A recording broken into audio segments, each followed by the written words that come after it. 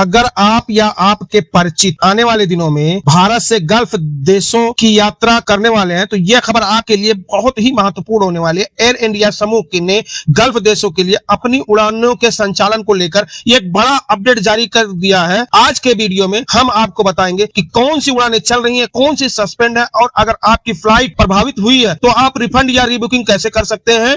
Air India और air India express वर्तमान में गल्फ क्षेत्र से आने जाने वाली कुल 30 निर्धारित और स्पेशल फ्लाइट का संचालन कर रही है, जो कि आज के दिन यानी 6 अप्रैल को जिद्दा, रियाद और मस्कत के लिए दोनों एयरलाइंस अपनी निर्धारित सेवाएं आज भी जारी रखेंगी। जो कि यहां आपको जिद्दा, रियाद और मस्कत के लिए कोई स्पेशल फ्लाइट या निर्धारित फ्लाइट चल रही हैं।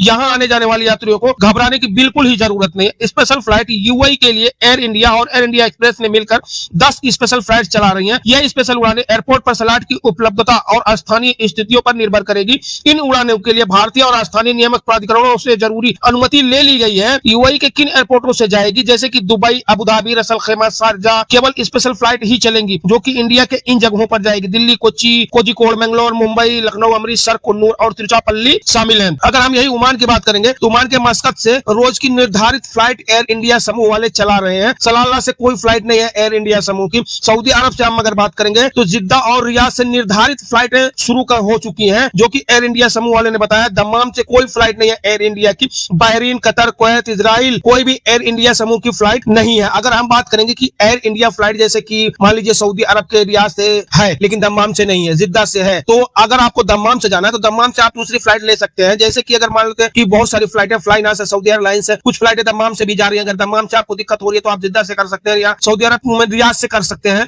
मतलब इन जगहों पे आपकी ज्यादातर फ्लाइटें ऑपरेट ही हो रही है, क्योंकि रियाद की बात करते हैं तो रियाद में अभी तकरीबन सभी फ्लाइटें ऑपरेट हो रही है। जैसे कि अगर हम फ्लाइनास की बात करेंगे तो फ्लाइनास भी जा रही है, इंडिगो भी जा रही है, एयर इंडिया भी जा रही है और उसके बाद सऊदी एयरलाइंस भी जा रही है, ओमान भी जा रही है, क्योंकि ओमान से बहुत लोग गए यहाँ के, क्योंकि ओमान की फ्लाइटें सस्पेंड नहीं हो रही, यहाँ से ओमान जा रहे हैं, ओमान से फिर इंडिया चले जा रहे हैं। तो अगर आप जाना चाहते हो तो आप पहले से बहुत हद तक ठीक हो गया, क्योंकि पहले बहुत ज्यादा दिक्कत हो रही थी, फ्लाइटें नहीं मिल रही थी, लेकिन अभी फ्लाइटें आपको जरूर मिल रही हैं, क्योंकि अभी हर दिन एयरपोर्ट से फ्लाइटें जा ही रही हैं। लेकिन फ्लाइटें थोड़ी सी महंगी हैं, अभी भी सस्ती नहीं हुई हैं, लेकिन आने वाले वक्त में हो सकता है कि सस्ती हो जाए। अगर हम बात करते हैं गल्फ के अलावा अन्य अंतरराष्ट्रीय रूटों की, एयर इंडिया ने स्पष्ट किया है कि उत्तरी अमेरिका, यूरोप, ऑस्ट्रेलिया और अन्य वैश्विक क्षेत्रों में आने जाने वाली उनकी सभी उड़ानें अपने निर्धारित कार्यक्रम के अनुसार ही चल रही हैं। इन मार्गों पर परिचालन में कोई बदलाव नहीं किया गया है। यात्रियों का क्या होगा जिनकी उड़ानें अस्थायी रूप से निलंबित कर दी गई हैं? एयर इंडिया ने अपने यात्रियों को 2 बड़े विकल्प दिए हैं। आप बिना किसी अतिरिक्त शुल्क या पेनल्टी के भविष्य में किसी भी तारीख के लिए अपनी टिकट दोबारा बुक करा सकते हैं। अगर आप यात्रा नहीं करना चाहते तो आप अपनी टिकट का पूरा पैसा वापस ले सकते हैं। एयर इंडिया एक्सप्रेस के यात्रियों के लिए भी बहुत ही राहत की खबर है। अगर आपने यूएई के किसी भी एयरपोर्ट से भारत के लिए बुकिंग की है तो आप भारत के किसी भी अन्य एयरपोर्ट के लिए अपनी फ्लाइट बिना किसी एक्स्ट्रा चार्ज के शेड्यूल कर सकते हैं। इसके अलावा एयर इंडिया एक्सप्रेस ने अपनी एआई संचालित डिजिटल असिस्टेंट टिया जिसका नाम है को भी संचालित कर दिया है और उन्होंने अपना व्हाट्सएप नंबर भी जारी कर बताया है कि अपनी बुकिंग तुरंत अपडेट कर सकते हैं। एक बहुत जरूरी सलाह है, एयर इंडिया समूह के सभी प्रभावित यात्रियों से उनके रजिस्टर्ड मोबाइल नंबर के जरिए संपर्क करना है, इसलिए सुनिश्चित कर लें कि आपका मोबाइल नंबर और ईमेल एड्रेस एयरलाइंस के पास अपडेट हो ताकि आपको पल पल की जानकारी एसएमएस या ईमेल के जरिए मिलती रही। एयर इंडिया समूह लगातार कोशिश कर रहा है कि गल्फ देशों और भी अतिरिक्त उड़ानें संचालित की जा सके ताकि यात्रियों को कम से कम परेशानी हो। अभी बहुत हद तक परेशानी ठीक हो गई है, क्योंकि अगर हम दुबई की भी बात करें तो एमिरेट्स एयरलाइंस भी जा रही है और भी एयरलाइंस जा रही है। अगर हम कतर की बात करेंगे तो कतर भी धीरे धीरे चालू कर दिया। कुवैत की भी कुछ फ्लाइटें चल रही हैं, ऐसा नहीं है कि नहीं चल रही है, लेकिन बस अभी कुवैत और कतर ये सब नॉर्मली फ्लाइटें चल रही हैं। लेकिन अगर हम इराक के टेल अवीव की बात करेंगे तो वहां से भी फ्लाइट नहीं ऑपरेट कर रही है, बहुत कम स्पेशल फ्लाइट ही चलाई जा रही है। मसर से भी ऐसे ही मतलब बहुत स्पेशल फ्लाइटें चला जा रही है बहुत सारी जगहों से।